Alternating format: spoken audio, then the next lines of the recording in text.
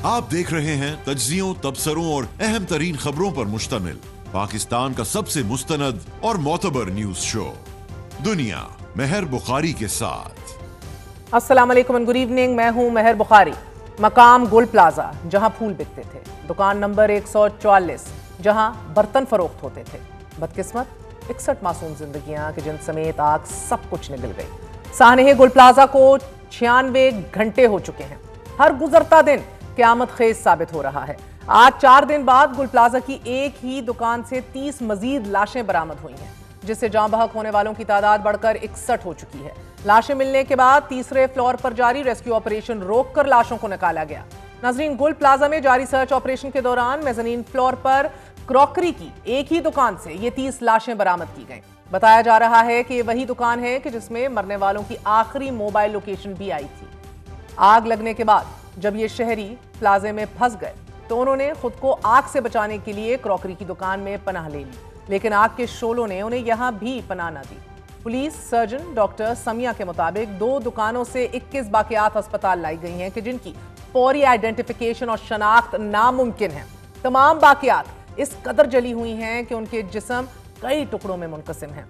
اب یہ اندازہ لگانا بھی مشکل ہے کہ کون سا ٹکڑا کس ڈیڈ باڈی کا ہے۔ پولیس سرجن کے مطابق آگ کی شدت کے باعث ڈی این اے شدید متاثر ہوا ہے۔ ہڈیاں ٹوٹی ہوئی ہونے کی وجہ سے ڈی این اے کا عمل مشکل ہو گیا ہے۔ ایک دکاندار بھی یہ دعویٰ کر رہا ہے کہ کراکری کی دکان سے 14 افراد کی باقیات انہوں نے خود نکالی۔ پولیس سرجن کے مطابق مجموعی طور پر 28 لاشیں موصول ہیں۔ کل رات کو 3 ڈی این اے کی رپورٹس آئی ہیں، انشاءاللہ جو باقی ہیں 28 میں سے جو باقی رہ گئے ہیں وہ بھی ہم تھوڑا دیر میں کرتے چلے جائیں گے۔ ابھی جو ہمارے پاس باڈیز ہیں جن کا ہم نے ڈی این اے لیا ہے دیٹ از 22 میں سے ہم 3 کو آئیڈینٹیفائی کر چکے ہیں، بٹ جو فیملی ممبرز ہیں جنہوں نے ہمیں اینٹی مورٹم ڈی این اے جمع کرایا ہے، یعنی ان کے والد ہوں، والدہ ہوں یا ان کے بچے ہوں، دے ٹوٹل 51، تو 51 کے اگینسٹ وہ ریفرنس سیمپلز کے اگینسٹ وہ چیک ہو رہا ہے۔ کمشنر کراچی حسن نقوی کے مطابق گل پلازا واقعے کی تفتیش کافی پیچیدہ ہو چکی ہے۔ اس میں مختلف اینگلز ہیں اور اس کی ذمہ داری کسی ایک ادارے پر نہیں ڈالی جا سکتی۔ المناک سانحے کی تحقیقات کا سلسلہ جاری ہے۔ آج 4 روز کے بعد سندھ بلڈنگ کنٹرول اتھارٹی نے تحقیقاتی کمیٹی کے سربراہ کمشنر کراچی کو 7 فائلیں تھما دی ہیں۔ ان 7 فائلوں میں سے ناظرین 3 گل پلازا کے زیر التواء کورٹ کیسز اور خلاف ضابطہ تعمیرات سے متعلق ہیں۔ گل پلازا کی عمارت سے متعلق 1992، 2015، 2021 سے کیسز زیر التواء ہیں۔ گل پلازا کے ریکارڈ میں ریوائز پرپوز اور ریگولرائزیشن پلان کے کاغذات بھی موجود ہیں اور عمارت کی منظوری سے متعلق رپورٹ فائل بھی جمع کرا دی گئی ہے۔ اب گل پلازا سانحے کی تحقیقات کا دائرہ مزید وسیع کرتے ہوئے لاشوں کے سیمپلز کا کیمیکل ایگزامینیشن کرانے کا بھی فیصلہ کر لیا گیا ہے۔ ذرائع بتا رہے ہیں کہ پلازا کی مختلف زاویوں سے تحقیقات کا آغاز جاری ہے۔ آگ کے تیزی سے پھیلنے، داخلی اور خارجی راستوں کی بندش، سیفٹی رولز کی خلاف ورزی سمیت ہر چیز کی تفتیش کی جائے گی۔ سندھ بلڈنگ کنٹرول اتھارٹی نے شہر کے تمام تجارتی مراکز کو فائر سسٹم لازمی نصب کرنے کا نوٹس جاری کر دیا ہے۔ تمام تجارتی مراکز کو پابند کر دیا گیا ہے کہ وہ عمارات میں آگ بجھانے کے آلات 3 دن کے اندر نصب کریں۔ بصورت دیگر ان تجارتی مراکز کو سیل کر دیا جائے گا۔ But this is a lot of what we have heard in the past۔ 2 سال پہلے بھی میئر کراچی نے 600 سے زائد عمارتوں کا فائر سیفٹی آڈٹ کرایا تھا۔ 1 جنوری 2024 کو یہ رپورٹ کمشنر کراچی کو بھجوا دی گئی تھی۔ 2 years ago اس رپورٹ میں انکشاف کیا گیا تھا کہ شارع فیصل، آئی چندی گڑھ روڈ، شارع قائد اور طارق روڈ سمیت مجموعی طور پر 235 سے زائد عمارتوں میں فائر سیفٹی کے مؤثر انتظامات نہیں ہیں۔ آئی چندی گڑھ روڈ پر معائنے کی گئی 45 عمارتوں میں سے 29 غیر تسلی بخش قرار پائی تھیں اور 77% عمارتوں میں 77% فائٹنگ کا جو سامان ہے، جو اکوپمنٹ ہے، وہ سرے سے موجود ہی نہیں تھا۔ ناظرین، محکمہ فائر بریگیڈ کی 2 سال قبل فائر سیفٹی آڈٹ سے متعلق رپورٹ میں بھی اکثر بلند عمارتوں اور تجارتی مراکز میں سٹینڈرڈ فائر سیفٹی نہ ہونے کا انکشاف کیا گیا، لیکن 2 سالوں میں ان رپورٹس پر عمل درآمد نہ ہو سکا۔ اگر عمل درآمد ہو جاتا تو شاید آج گل پلازا میں 61 معصوم لوگ شاید جل کر خاکستر نہ ہوتے۔ اکتوبر 2025 میں ایک کانفرنس میں شہری منصوبہ سازوں، فائر سیفٹی ماہرین اور ڈیزاسٹر مینجمنٹ کے حکام نے کراچی میں فائر سیفٹی کی بگڑتی صورتحال پر شدید تشویش کا اظہار کیا تھا اور خبردار بھی کیا تھا کہ موجودہ صورتحال شہر کو بڑے پیمانے کی ہنگامی آفات کے لیے انتہائی غیر محفوظ بنا رہی ہے۔ گزشتہ سال دسمبر میں اپوزیشن نے سندھ اسمبلی میں ایک قرارداد بھی پیش کی تھی کہ کراچی میں غیر معیاری فائر فائٹنگ نظام موجود ہے، یہ جامع اور جدید نہیں ہے۔ خطوط پر باقاعدہ طور پر الرٹ کیا گیا کہ ریفارم کیجئے، اصلاح کیجئے، یہ مطالبہ کیا گیا، مگر پھر بھی کچھ نہیں بدلا۔ متاثرین اور لواحقین گزشتہ 4 روز سے اپنے پیاروں کو تلاش کر رہے ہیں، کبھی گل پلازا بھاگتے ہیں، کبھی ہسپتالوں میں پتہ کرتے ہیں، کبھی لیبارٹریز کے چکر کاٹتے ہیں، انہیں کچھ سمجھ نہیں آ رہی کہ وہ اپنے پیاروں کو کہاں ڈھونڈیں۔ اسی حوالے سے بات کریں گے، ہمارے ساتھ ہمارے چیف کورسپونڈنٹ دنیا نیوز بلال نصیر موجود ہیں، اور ساتھ بات کریں گے ایک بے بس بھائی سے جس کا بھائی بھی گیا، بھابھی بھی گئی اور نیفیو بھی چلا گیا۔ ہمارے ساتھ محمد رحیل بھی موجود ہوں گے، جن کے 36 سالہ ڈاکٹر عائشہ سمیہ، ان کی بھابھی، ان کے 45 سالہ بھائی عمر نبیل اور 14 سال کا نیفیو علی عمر بھی اس حادثے کی زد میں آ گئے۔ میں بلال آپ سے آغاز کروں گی، آپ گل پلازا کے باہر موجود ہیں، مجھے بتائے دیجیے گا کہ آج رات سے 3rd فلور پہ ریسکیو کا آپریشن سٹارٹ ہو چکا ہے، ابھی تک آپ کے پاس کیا تفصیلات ہیں؟ جی بالکل، اب تک 3rd فلور پر ٹیمیں جو ہیں وہ سویپنگ کر چکی ہیں۔ دوبارہ 2nd فیز میں سویپنگ کا جو عمل ہے وہ ضلعی انتظامیہ، ریسکیو کی ٹیمیں اور فلاحی ادارے جو ہیں وہ کر رہے ہیں۔ 86 افراد اب تک جو ہیں وہ یہاں پر آ کر اپنے پیاروں کے حوالے سے آگاہ کر چکے ہیں۔ 51 افراد کے جو ہیں وہ ڈی این اے جو ہیں وہ لیے گئے ہیں، جنہوں نے بتایا کہ ان کے پیارے اندر موجود ہیں۔ اب تک 15 افراد کی شناخت کر لی گئی ہے۔ ابھی حال ہی میں کچھ دیر قبل جو ہے ایک دکان کی اطلاع تھی جہاں پر جیو فینسنگ اور جیو ٹیگنگ کے بعد جو ہے ریسکیو ٹیمیں پہنچی ہیں۔ 2 روز قبل بھی اس دکان کے اندر داخل ہونے کے لیے اطراف کی دیواریں توڑی گئی تھی، لیکن ٹیمیں داخل نہیں ہو سکی تھی، کوئی خاطر خواہ کامیابی نہیں مل سکی تھی، لیکن اب دوبارہ اس کے اندر داخل ہوئی ہیں۔ تقریباً 25 کے قریب بتایا جا رہا ہے کہ اندر ڈیڈ باڈیز ہیں، جن کے حوالے سے ریسکیو ٹیمیں یہاں پر کام کرتی دکھائی دے رہی ہیں۔ مجموعی طور پر 50 سے زائد ڈیڈ باڈیز اگر ان کو ملا لیا جائے تو ریکور ہو جائیں گی۔ حکام جو ہیں ان کا کہنا ہے کہ یہ ایک آن گوئنگ پروسیس ہے، یہ آپریشن چلتا رہے گا۔ ملبہ جو ہے تقریباً 40% اس بلڈنگ کا جو ہے وہ 40% بلڈنگ ہے وہ گر چکی ہے، وہاں سے لوگوں کو ریکور کرانے کا کام اس وقت جاری ہے اور ٹیمیں کام کر رہی ہیں سست روی سے، لیکن کام ضرور کر رہی ہیں۔ لیکن جب ہماری بات ہوئی ہے یہاں پر انتظامیہ سے تو ان کا کہنا ہے کہ ریسکیو ٹیموں کی ان چیزوں کو دیکھا جا رہا ہے تاکہ کوئی بڑا ثانیہ نہ ہو جائے، اس حوالے سے آرام سے کام کر رہے ہیں، کوشش کر رہے ہیں کہ بلڈنگ جو ہے وہ منہدم نہ ہو جائے۔ لیکن اس وقت ٹیمیں کام کرتی دکھائی دے رہی ہیں، لوگ یہاں پر مارے مارے گھوم رہے ہیں جن کے پیارے جو ہیں وہ اندر موجود ہیں، اور وہ یہی شکوہ کرتے دکھائی دے رہے ہیں کہ حکومت جو ہے فوری طور پر ان کے پیاروں کو یہاں سے نکالے۔ حکومتی امداد کے حوالے سے بھی بات کی ہم نے ان سے، تو کوئی کسی فرد نے ان سے رابطہ نہیں کیا ہے۔ کافی زیادہ پریشانی سے دوچار جو ہیں یہاں پر فیملیز نظر آ رہی ہیں۔ جی بلال، یہ لاپتہ افراد کی جو فہرست ہے وہ کتنی لمبی ہو گئی ہے؟ دیکھیں، ابتدائی طور پر 65 میئر کراچی نے بتایا، پھر پولیس نے 70 بتایا، پھر کمشنر کراچی نے 75 بتایا۔ اب یہ جو تعداد ہے تقریباً 86 کے قریب جو ہے وہ پہنچ چکی ہے، اور اس میں جب ہماری ضلعی انتظامیہ سے بات کی ہے تو ان کا کہنا ہے کہ اور لوگوں سے بھی رابطہ کیا جا رہا ہے، لیکن یہ کل رات سے 86 پر اسٹک ہے۔ اگر کسی کا کوئی پیارا موجود ہے تو وہ ہم سے رابطہ کر سکتا ہے، لیکن اب تک 86 افراد کا لوگ بتا کے گئے ہیں، نام، عمر اور نمبرز اور ان کے علاقوں کے نام کے کہاں کہاں رہائش پذیر تھے۔ پولیس کا کہنا ہے کہ وہ موبائل کی جو لوکیشن ہے اس حوالے سے بھی کام کر رہے ہیں کہ چیکنگ کی جائے کہ اندر کتنے افراد موجود ہو سکتے ہیں۔ تقریباً 40 سے زائد ان کو لوکیشنیں یہاں پر ملی ہیں۔ حکام کا کہنا ہے کہ مزید نمبروں پر بھی اسکروٹنی کی جا رہی ہے، اور اس وقت 86 کا جو فگر ہے وہ سامنے آیا ہے۔ جی میرے ساتھ رہیے گا راہیل، میرے بھائی السلام علیکم۔ میں بڑی شش و پنج میں مبتلا تھی، آپ سے رابطہ کرتے ہوئے بھی اب بھی ہوں۔ اللہ تعالیٰ آپ کو اور آپ کے پورے خاندان کو صبر عطا فرمائے۔ میرے پاس لفظ نہیں ہیں، آپ سے میں کس طرح دکھ کا اظہار کروں۔ اللہ جنت نصیب کرے آپ کے بھائی کو، بھابھی کو، آپ کے نیفیو کو۔ مجھے ان کے بارے میں بتائیے گا، آخری رابطے کے حوالے سے بھی بتائیے گا۔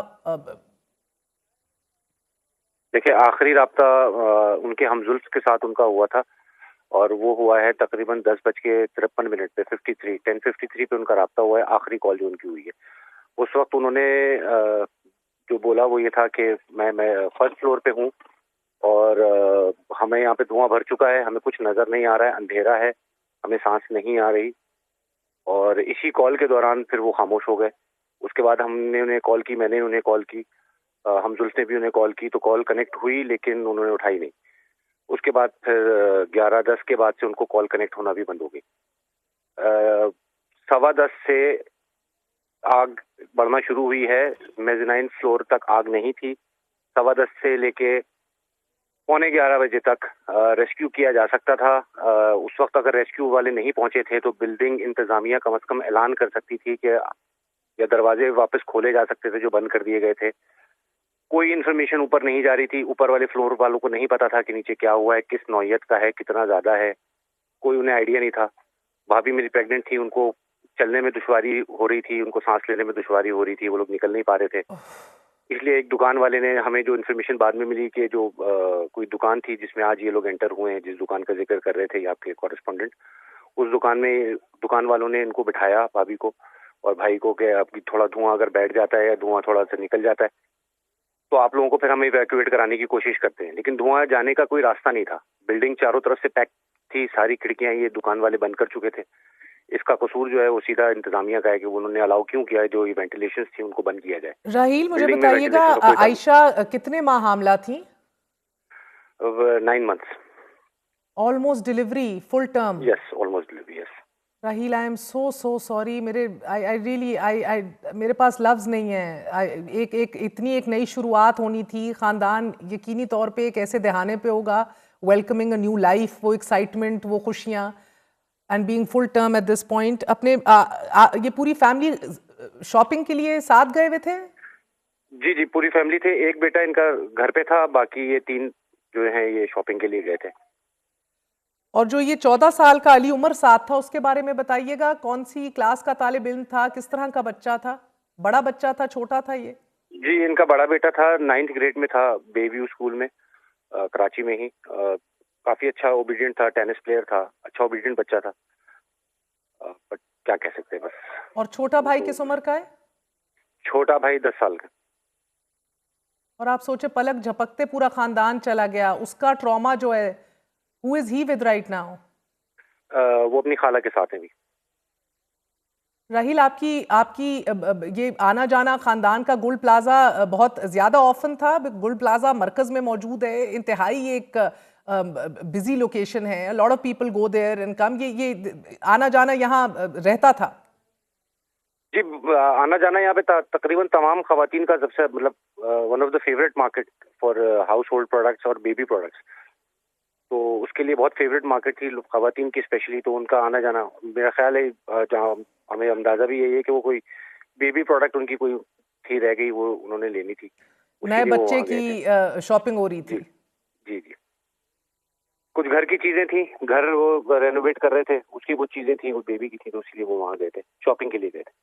سو راہیل آپ لوگوں کا پہلے گھنٹے کے اندر ہی رابطہ ہو گیا اور پھر رابطہ منقطع بھی ہو گیا. تو یہ تو آپ دیکھیں آج چوتھے دن بھی یہ ریسکیو جاری ہے. سو کہنے کا مقصد یہ کہ یہ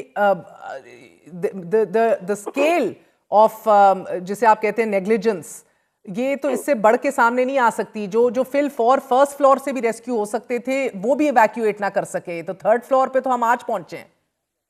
بالکل دیکھیے یہ تو ہمارا اندازہ ہے نا, ہم تو کوئی اسپیشلسٹ بھی نہیں ہے, نہ ہم کسی پولیس یا کسی ایجنسی سے تعلق ہے. یہ تو ہمارا اندازہ ہے کہ ہمیں جو انفارمیشن وہاں سے ملتی رہی کہ کتنے بجے آگ لگی, کتنے بجے ان کی لاسٹ کال آئی, کتنے ٹائم وہ وہاں پھنسے رہے. آگ جب میں وہاں پہنچا ہوں میں 11:15 بجے I was there at the scene. اس وقت 2 فائر بریگیڈز میں نے دیکھی, ایک اسنورکل بھی میں نے دیکھا.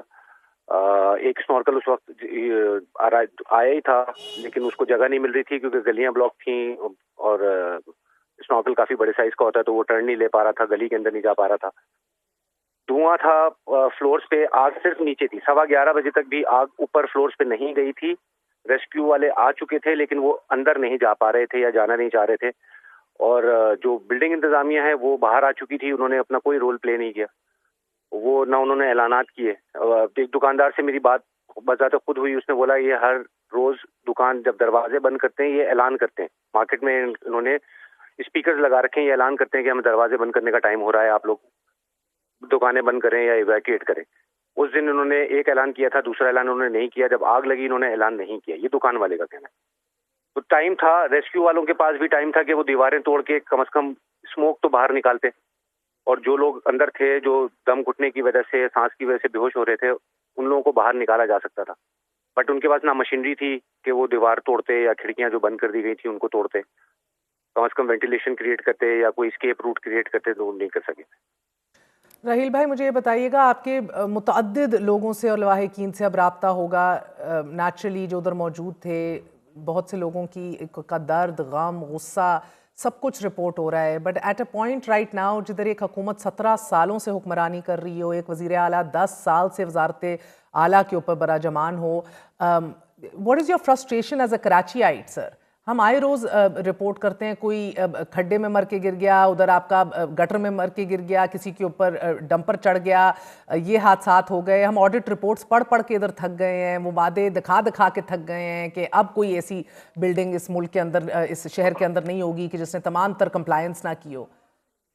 देखिए जी, ये पॉलिटिकल पार्टीज तो इलेक्ट होती हैं फॉर 5 साल की टर्म, और उसमें भी वो कभी टर्म पूरी करती है, नहीं करती, तो उनको तो डायरेक्टली ब्लेम करना आई डोंट थिंक सो कि जायज है। हाँ, वो रिप्रेजेंटेटिव हैं हमारे, और वो रिप्रेजेंटेटिव हैं इदारों के, तो हमें उनको ब्लेम करना होता है और हम उनको बुला भी लेते हैं शोज पे, बट उनसे ज्यादा जिम्मेदारी मेरा ख्याल इदारों पे है। आप कोई दुकान खोलते हैं, कोई ऑफिस बनाते हैं, तो मेरा ख्याल 20-25 एजेंसीज डिफरेंट किस्म की आपके ऑफिस में आती हैं। वो आपके फायर इंस्पेक्शन के लिए भी आती हैं, आपकी हर किस्म की इंस्पेक्शन करती हैं, और उनकी उम्मीद ही होती है कि उनको एक लिफाफा दिया जाएगा और वो लिफाफा लेके वहां से चले जाएंगे। तो सबसे ज्यादा कसूर तो इदारों का है, कानून नाफिज करने वालों के, जो भी जिस किस्म के भी कवानीन सारे हैं हमारे मुल्क में, उनको इम्प्लीमेंट कराने के लिए आते नहीं है, वो अपने लिफाफे लेने के लिए आते हैं। और जाहिर सी बात है, जब ये दुकानदार, ये बिजनेस ओनर्स, ये बिल्डर्स, ये सारे लोग जब लिफाफे दे देते हैं, उसके बाद फिर ये बरी जिम्मा हो जाते हैं, फिर इनकी जो मर्जी ये करते हैं, क्योंकि जाहिर सी बात है, इन्होंने पैकेज ले लिया होता है, इन्होंने पैसे दे दिए होते हैं, और ये फिर जो इनका दिल चाहता है वो ये करते हैं, और ये ही केस है। और ये इदारे जो हैं, ये तो भर्ती होते हैं ना, 22 साल का लड़का जो है वो गवर्नमेंट सर्वेंट बनता है और 60 साल की उम्र तक रहता है, ये तो इनका कसूर है। ये हर साल 6-6 महीने, 3-3 महीने पे हर ऑफिस में जाते हैं, हर दुकानों में जाते हैं और अपनी कलेक्शंस करते हैं, इंस्पेक्शन नहीं करते। तो पहला तो कसूर इन इदारों का है, इनको इंस्पेक्शन करनी चाहिए थी और उनको इम्प्लीमेंट कराने चाहिए थे कवानीन। और दूसरा कसूर बिल्डिंग इंतजामिया का है, जिसके हाथ में इंतजामिया थी कि खिड़कियां जब बंद हो रही थी क्यों बंद करनी दी, रास्ते क्यों बंद थे, फायर एग्जिट के ऊपर दुकानें क्यों बनाई गई, जो मेन एग्जिट था, जो बड़ी सीढ़ियां थी, वहां दुकानें क्यों बनाई गई, तो ये, और गलियों में सामान रखने की इजाजत क्यों दी। तो ये तो सारी चीजें, ये 2 लोग ज्यादा कसूरवार हैं मेरे हिसाब से। तो इन इदारों का ऑडिट होना चाहिए, इन इदारों को पकड़ना चाहिए। ये जितने इंस्पेक्टर्स थे या जितने सेक्रेटरीज हैं, इनको पकड़ना चाहिए कि भाई आप लोग क्या कर रहे थे। इतने सालों से, ये 50 साल से चल रहा है। इससे पहले बल्दिया टाउन हो चुका है, अर्शी सिनेमा मॉल हो चुका है, पता नहीं कितनी सारी बिल्डिंग जल चुकी हैं, आरजे मॉल जल चुका है। तो ये इदारे क्या करते हैं? ऐसा नहीं है कि हमारे पास भर्तियों की कमी है, हर यूसी में पता नहीं हजारों लोग एम्प्लॉयड हैं। 1700 ऐसे वाकयात हो गए हैं। मगर राहील भाई, आपको अभी उम्मीद है कि गोल्ड प्लाजा वाकया ये टर्निंग पॉइंट होगा कराची के लिए? देखिए, इसी उम्मीद पे तो मैं आपको इंटरव्यू दे रहा हूँ ना, इसी उम्मीद पे तो मैं इतना वोकल हो रहा हूँ कि आइंदा ऐसा ना हो। अभी वो बच्चा जो बेचारा मेन होल में गिरा और उसकी नेक्स्ट डे बॉडी रिकवर हुई, उसके बाप ने भी कोशिश तो अपनी तरफ पूरी की, उसने लोगों से भी बात की, उसने खुद जाके जितने गटर वो कर सकता था उसने किया, लेकिन 1 हफ्ता हुआ, हार्डली महीना। We are not talking about it. I just want to see the human aspect of this, and I'm so grateful कि आप ये इंटरव्यू दे रहे हैं, and I understand this must be one of the hardest points in your moments in your life. मुझे ये भी बताइएगा राहील भाई कि आपके भाई उमर जो हैं, उनकी किस तरह की शख्सियत थी? Describe him. I want the human aspect to register with people.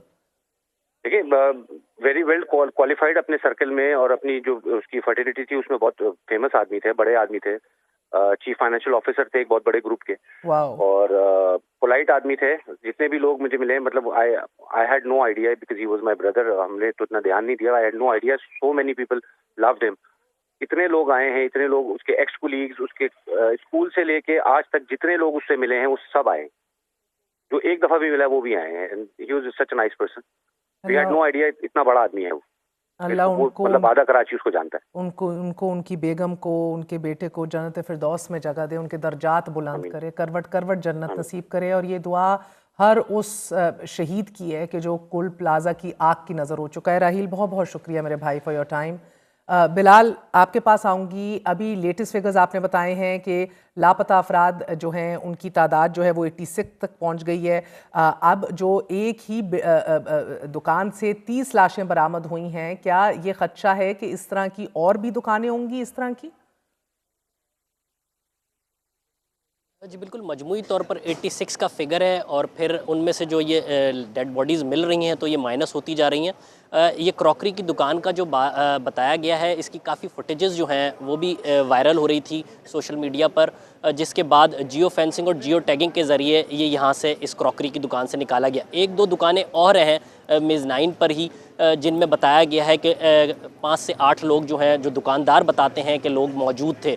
वहाँ पर रेस्क्यू टीमें जो हैं जियो फेंसिंग और जियो टैगिंग कर रही हैं कि वहाँ पे अगर लोकेशन उसकी आइडेंटिफाई हो सके तो वहाँ का मलबा हटाया जाए। बिल्कुल 1 से 2 दुकानों में मज़ीद ऐसा हो सकता है, लेकिन क्वांटिटी जो लोगों की है वो कम हो सकती है। जो इंतज़ामिया है उसका कहना है कि कोशिश की जा रही है कि जो मलबा पड़ा हुआ है उसको जल्द अज जल्द उठाने का काम अमल में लाया जाए, उसको जल्दी उठाया जाए ताकि जो अंदर लोग मौजूद हैं उन्हें यहाँ से निकाला जाए, क्योंकि 3 मंजिला जो ये इमारत है, फिर नीचे ग्राउंड फ्लोर भी है, तो ये बिल्कुल एक साथ जब बैठा है, मुनद्दम हुआ है, तो एक एक फ्लोर को आराम से को भी हदायत दी गई थी कि वो फायर सेफ्टी के इकदामात यकीनी बनाए और मुतल्लिका इदारों को भी गैर महफूज इमारतों के खिलाफ कार्रवाई करने की अब सिफारिश की गई थी। तब तो आज जब एक बार फिर 60 से जायद जानें चली गई हैं, अरबों रुपए का नुकसान हुआ है, ऑन द 4th डे भी ये रेस्क्यू ऑपरेशन जो है ये जारी है। हुकूमत की तरफ से 2 साल बाद खत लिखा जा रहा है कि 3 दिन के अंदर अंदर कराची की तमाम इमारतों में जो है वो फायर सेफ्टी के जो आलात हैं वो नस्ब कर दिए जाएं। ये ऑन ग्राउंड जो लोग हैं, do they find that realistically possible? देखें, ये पॉसिबल नहीं है। हमारी इस पे जिस वक्त ये आग लगती है या कोई ऐसा सानिया होता है तो फौरी तौर पर हुकूमत जो है वो हरकत में ज़रूर आती है। वक्ती दावे किए जाते हैं, लेटर्स लिखे जाते हैं। इसी तरीके से माजी में जो बच्चा जो है वो सेवरेज लाइन में गिरा था, उसके बाद भी बड़े ऐलानात हुए, दावे किए गए, कुछ लोगों को सस्पेंड किया गया, वही फिर चीज़ें नॉर्मल हो गई। इसी तरीके से यहाँ पर भी देखने में आ रहा है कि हुकूमत तेज़ी से हरकत में आई है। हमारी जब डिप्टी कमिश्नर साउथ से बात हुई, उनसे पूछा कि यहाँ पर जो आग बुझाने के आलात मौजूद थे, तो उनका कहना है कि हमने मुतअद्दिद बार गुल प्लाजा एसोसिएशन को, जो ये यूनियन है, उसको कहा था कि यहाँ पर आग बुझाने के जो आलात हैं वो नस्ब करें, लेकिन उन्होंने यहाँ पर नस्ब नहीं किए थे। तो इसी तरीके से उन्होंने अभी मज़ीद दोबारा से हुकूमत जो है वो हरकत में दिखाई दे रही है और तमाम जो अतराफ़ में सदर की मार्केट्स हैं उनको नोटिस भी जारी किए जा रहे हैं और वहाँ पर कानून की अमल दरामदगी के लिए, अमल दरामद कराने के लिए जो है वो इक़दामात करते हुए भी हुकूमत दिखाई दे रही है। बहुत बहुत शुक्रिया। हमारे साथ बिलाल नसीर मौजूद थे, नुमाइंदा दुनिया न्यूज़। आपने गुफ्तगू सुनी मोहम्मद राहील साहब की, जिनके 45 साला भाई जो CFO थे उमर नबील भी इस हादसे की नज़र हो गए। उनकी 9 माह हामला भाभी 9 months pregnant Ayesha Samiya 36 years old, वो और उनके 14 साल के बेटे अली उमर भी इस आग की जद में आ गए। उनका अब एक छोटा बेटा अपनी खाला के साथ मौजूद है। Very short break, we're going to be right back।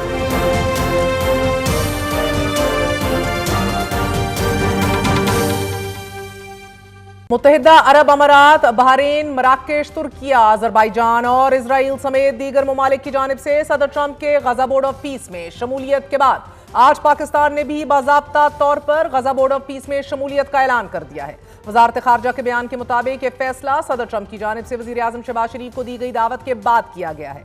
दफ्तर खारजा का यह कहना है कि इस फोरम में पाकिस्तान की शमूलियत बैनुल अक़वामी अमन और सलामती के लिए उसके दरीन आज़म और फ़लस्तीनी कौज़ की मुसलसल हमायत की इक्कास है। बयान में कहा गया है कि पाकिस्तान को उम्मीद है कि इस फ्रेमवर्क के क़याम से मुस्तकिल जंग बंदी के निफाज, फ़लस्तीनियों के लिए इंसानी इमदाद में नुमाया इजाफे और गजा की तामीर नौ की जानिब ठोस इक़दामात किए जाएंगे। दफ्तर खारजा के मुताबिक पाकिस्तान को ये उम्मीद है कि बोर्ड ऑफ पीस के नतीजे में 1967 से कबल की सरहदों पर मुश्तमिल अल कुद्स शरीफ को दारुल हुकूमत बनाने वाली एक आज़ाद, खुद मुख्तार और मुत्तसिल फ़लस्तीनी रियासत के क़याम की राह हमवार हो सकेगी।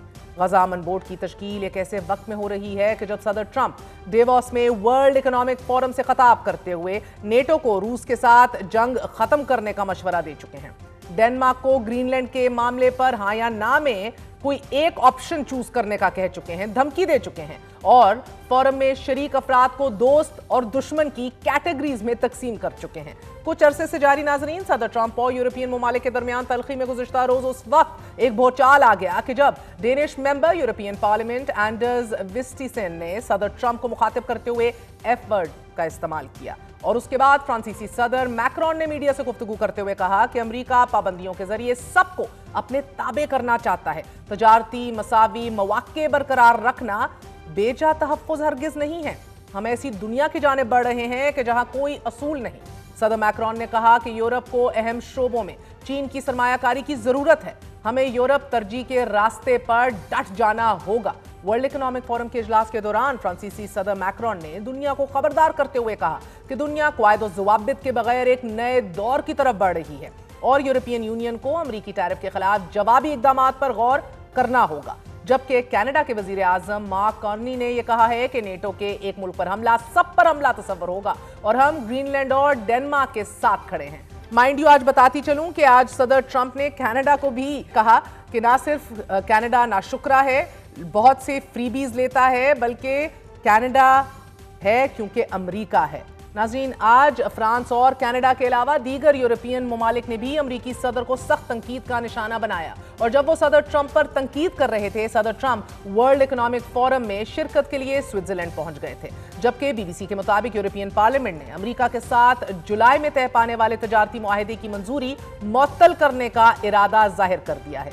देवोस पहुंचने से कबल अमेरिकी सदर डोनाल्ड ट्रंप ने ग्रीनलैंड पर कंट्रोल हासिल करने की अपनी धमकियों को मजीद सख्त करते हुए सोशल मीडिया पर लिखा है कि अब वापस जाने का कोई रास्ता नहीं, ग्रीनलैंड अमेरिका के लिए निहायत जरूरी है। सदर ट्रंप से व्हाइट हाउस में एक न्यूज कॉन्फ्रेंस के दौरान जब यह पूछा गया कि ग्रीनलैंड के असूल के लिए आप किस हद तक जाने को तैयार हैं, तो उन्होंने मुख्तसर सा जवाब दिया, आपको जल्द पता चल जाएगा।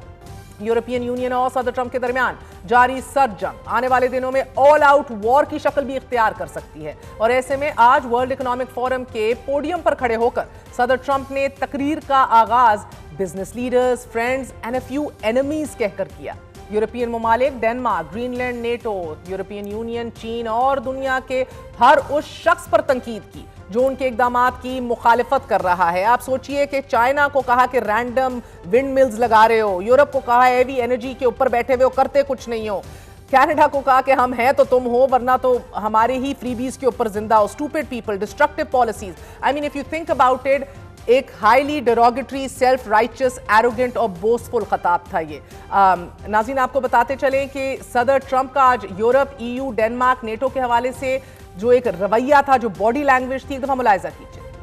अलबत्ता सदर ट्रंप ने ग्रीनलैंड के मामले पर यू टर्न लेते हुए 3 बार कहा है कि मैं ग्रीनलैंड के खिलाफ फौजी ऑपरेशन नहीं करूंगा, हालांकि वो माजी में मिलिट्री ऑप्शन का अंदिया दे चुके हैं। और गुज़िश्ता रोजी अमेरिका के जंगी तैयारे भी ग्रीनलैंड पर पहुंचे थे। सदर ट्रंप ने खिताब में कहा है कि सिर्फ अमेरिका ही ग्रीनलैंड की हिफाजत कर सकता है, ग्रीनलैंड में डेनमार्क का कोई वजूद नहीं। ग्रीनलैंड अमेरिका की स्ट्रेटेजिक प्रायोरिटी है, नेशनल सिक्योरिटी के लिए गैर जरूरी अहमियत का हामिल है और इसी वजह से मैं फौरी मुज़ाकरात चाहता हूं। सदर ट्रंप की तकरीर का बड़ा हिस्सा ग्रीनलैंड, नेटो और यूरोप के तहफ़्फ़ुज़ से मुतल्लिक था। सदर ट्रंप ने एक मौके पर कहा कि नेटो के लिए जितना कुछ किया है उसके बदले ग्रीनलैंड कुछ भी नहीं। सदर ट्रंप ने ग्रीनलैंड को बर्फ का एक टुकड़ा करार देते हुए ग्रीनलैंड में आयरन डोम बनाने की ख्वाहिश का इजहार भी किया है। डेनमार्क और नेटो से भरपूर शिकवे किए हैं और एक मौके पर उन्होंने यहां तक कह दिया कि दूसरी जंग अजीम के बाद अमेरिका ने जो कुछ किया इस पर शुक्रगुजार होने की बजाय डेनमार्क नाशुक्री कर रहा है। सदर ट्रंप ने फोरम से खिताब करते हुए वेनेजुएला के बारे में कहा कि अमेरिका के जेरे साया वेनेजुएला अब ज्यादा पैसा बना रहा है। एक मौके पर यह भी कहा कि हमारी ग्रेट पावर और माइट देखनी है तो देखो कि हमने वेनेजुएला में क्या किया है। साथ ही उन्होंने अपने दौर में की जाने वाली तजारती मुआहदों का हवाला देते हुए भी दावा किया है कि उन्हें सदर बने अभी 1 साल हुआ है और माहाना बुनियादों पर अमेरिका का तजारती खसारा 77% कम हो गया है। ये यूरोप, जापान और जनूबी कोरिया के साथ तजारती मुआहदों के नतीजे में हुआ है। सदर ट्रंप की तकरीर का अहाता किया जाए तो उनके बकौल ग्रीनलैंड को हासिल करने में यूरोप और नेटो उनकी मदद करें क्योंकि ये अमेरिका की कौमी सलामती के लिए ज़रूरी है और एडिशनली इसीलिए नेटो की सलामती के लिए, यूरोपियन ममालिक के तहफ़्फ़ुज़ के लिए भी ज़रूरी है और इसका जवाब वो हाँ या ना में चाहते हैं। नेटो उनकी नज़र में उस वक्त तक मजबूत है कि जब तक अमेरिका मजबूत और महफूज है। यूक्रेन की कौमी सलामती सदर ट्रंप की नज़र में कोई अहमियत नहीं रखती दिखाई दे रही। उनका ये मानना है कि बहुत से लोग मारे जा चुके हैं और अब यूक्रेन को जंग ख़त्म करके रूस के साथ मुआहदा कर लेना चाहिए। और जहां तक यूरोपियन यूनियन का ताल्लुक है, सदर ट्रंप समझते हैं कि यूरोपियन यूनियन डेनमार्क का साथ देकर गलत सिमत में जा रहा है और वो ऐसे यूरोप को नहीं पहचानते। जबकि सदर ट्रंप ने यूरोप पर यह भी वाज़ेह कर दिया है कि अगर ग्रीनलैंड की मलकियत पर यूरोप मदद करता है तो वो शुक्रगुजार होंगे, लेकिन अगर वो मदद नहीं करता तो फिर वो इसे याद रखेंगे। अब अगर सदर ट्रंप के बोर्ड ऑफ पीस के बारे में माहिरीन की राय को देखा जाए नाजरीन, तो सदर ट्रंप ने यह तो वाज़ेह कर दिया है कि उनका बोर्ड ऑफ पीस अक़वाम मुत्तहिदा का मुतबादिल नहीं, मगर वो ये जरूर समझते हैं कि अक़वाम मुत्तहिदा अपनी मुकम्मल सलाहियत पर पूरा नहीं उतरी।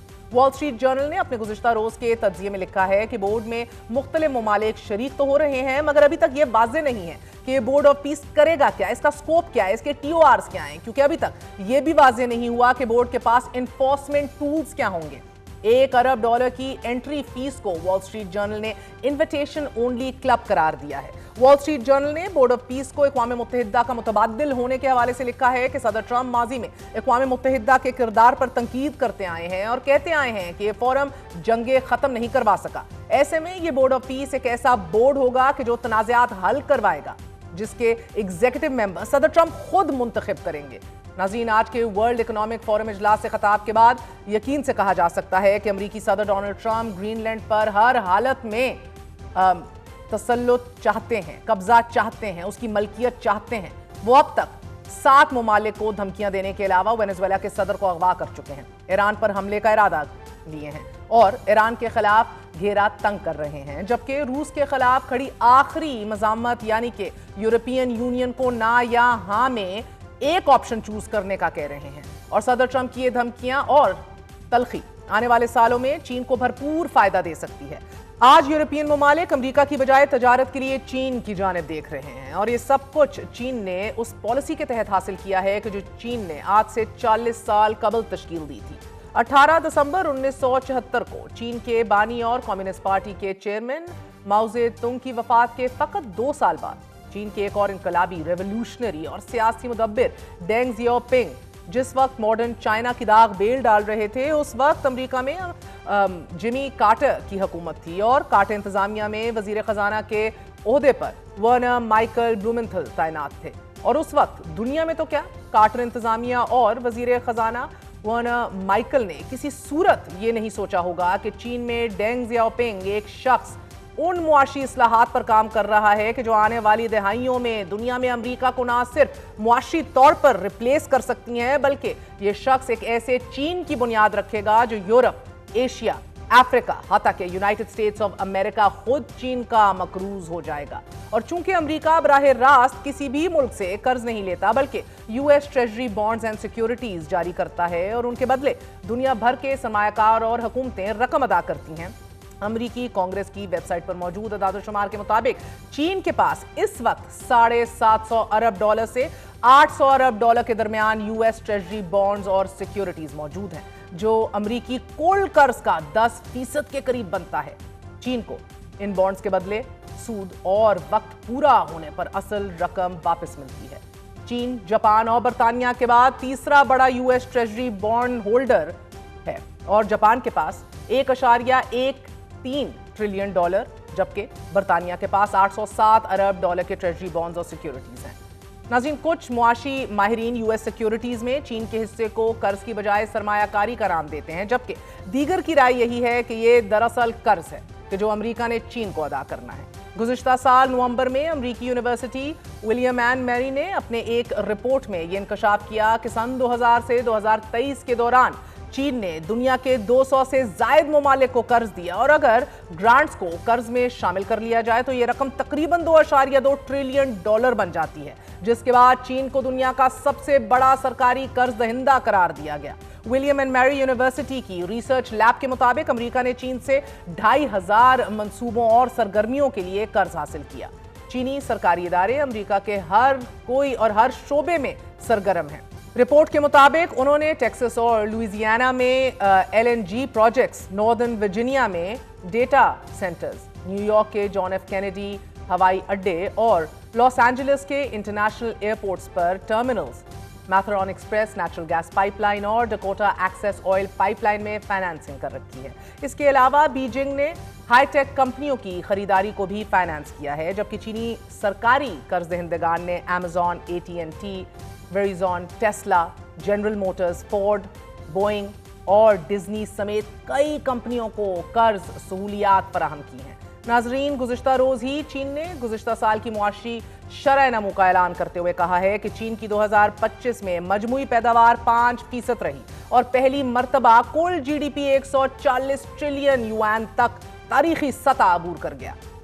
इसी तरह आपको बताते चलें, इंट्रो के शुरू में जिस तरह हमने आपको डेंग जियाओपिंग के बारे में बताया था, आज उन्हें चीन की मुआशी तरक्की का आर्किटेक्ट यानी कि आर्किटेक्ट ऑफ मॉडर्न चाइना करार दिया जाता है। और आज अगर चीन दुनिया की मुआशी ताकत है, दुनिया की सुपर पावर उसकी मकरूज है, तो इसके पीछे डेंग जियाओपिंग की वही थ्योरी मौजूद है, उनकी वही मुआशी पॉलिसीज का महवर हैं जिधर वो नो वॉर का कहते थे।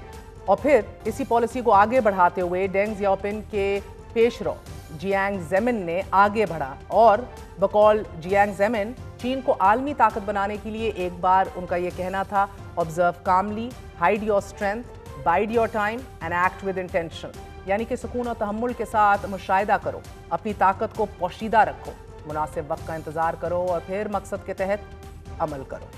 और फिर चीन ने ऐसा ही किया, मुसलसल गुज़िश्ता 47 सालों से इसी पॉलिसी पर कारबंद रहा। चीन ने गुज़िश्ता 47 सालों के दौरान कोई बड़ी जंग नहीं लड़ी।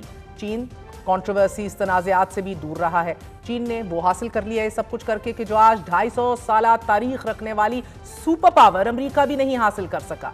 चीन मुसलसल नो वॉर पॉलिसी पर अमल करता रहा और इसका मुकाबिल अमेरिका मुसलसल तनाज़ात और वॉर्स, जंगों में मसरूफ रहा। सदर ट्रंप नोबेल पीस प्राइज के ख्वाहां हैं, मगर दुनिया में शाहिद ही कोई मुल्क हो कि जिसने सदर ट्रंप की हाँ में हाँ ना मिलाई हो और इसे ट्रंप ने धमकी ना दी हो। दूसरी जानिब चीन है कि जो खामोशी से सुकून और तहम्मुल के साथ मुशाहिदा कर रहा है, अपनी ताकत छुपा कर रखा हुआ है और मुनासिब वक्त का इंतजार कर रहा है। अपने मकसद यानी कि अमेरिका को बतौर super power Aahista Aahista replace कर रहा है। It is Indeed right now the biggest and most attractive option for the European union. बात करेंगे, हमारे साथ इसी हवाले से मौजूद हैं मोहम्मद अली साहब, बैनुल-अक़वामी अमूर पर गहरी नज़र रखते हैं। Sir, Gaza board of peace में पाकिस्तान की शमूलियत ये बहुत अहमियत की हामिल है। बताइएगा सर कि इस बोर्ड में शमूलियत के बाद पाकिस्तान को क्या मजीद मसाइल और तनाज़ात का सामना तो नहीं करना पड़ेगा?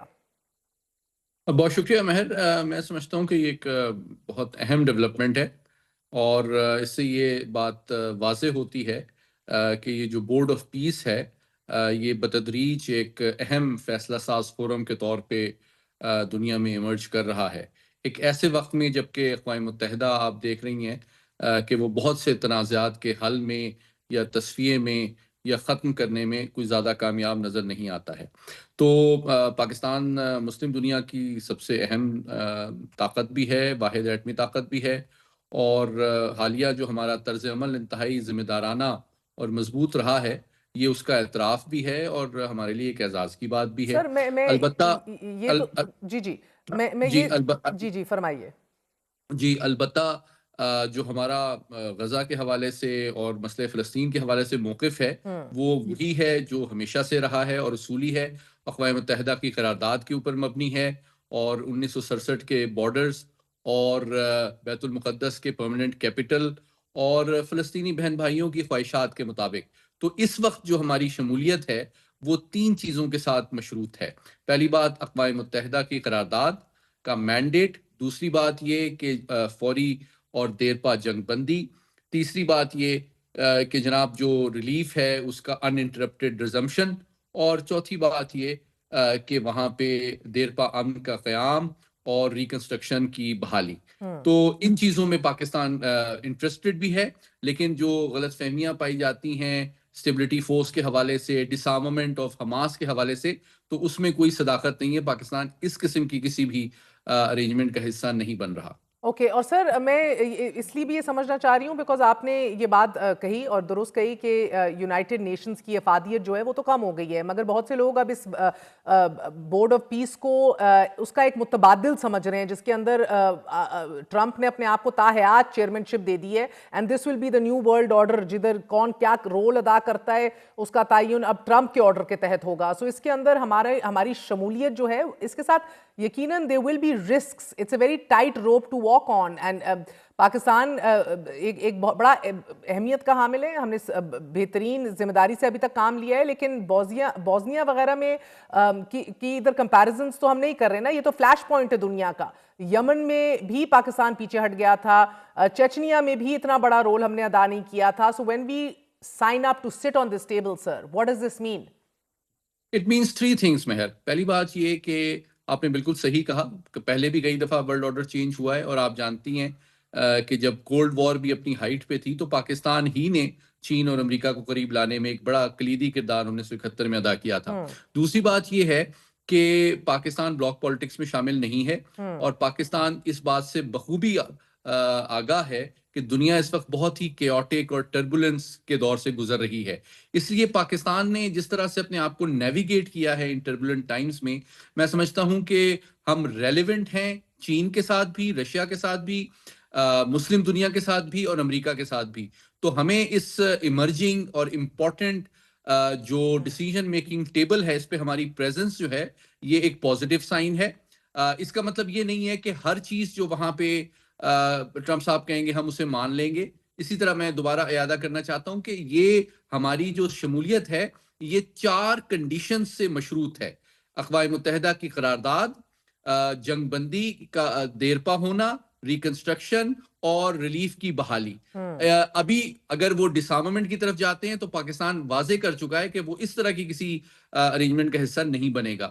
تو ہماری انکنڈیشنل جو ہے اس میں شمولیت نہیں ہے. پھر ساتھ ہی ساتھ جو دیگر اہم عرب اور مسلم ممالک ہیں ان کے ساتھ ہم مسلسل رابطے میں بھی ہیں, اور مشاورت کا عمل ابھی جاری ہے. اس کا اسپیسیفک مینڈیٹ ابھی طے ہونا باقی ہے. اس لیے I think we should have an open mind, اور آپ کی احتیاط اور جو کنسرن ہے وہ بالکل ویلڈ ہے. پاکستان کے جو قومی مفادات ہیں, جو ہمارا سٹانس ہے, اقوام متحدہ کا رول ہے, ہمارے عوام کی ایکسپیکٹیشنز ہیں, اور سب سے بڑھ کر فلسطینی عوام کی جو توقعات ہیں وہ اس بات کا تعین کریں گی کہ یہ جو بورڈ آف پیس ہے وہ کتنا افیکٹو اور کارآمد ثابت ہو محمد علی سکتا ہے. صاحب, ایوب دور میں آپ کو یاد ہوگا we signed against Russia, cold war, Soviet war, اور ایک کمپلیٹ ڈسٹرکشن کی طرف ہم بڑھ گئے.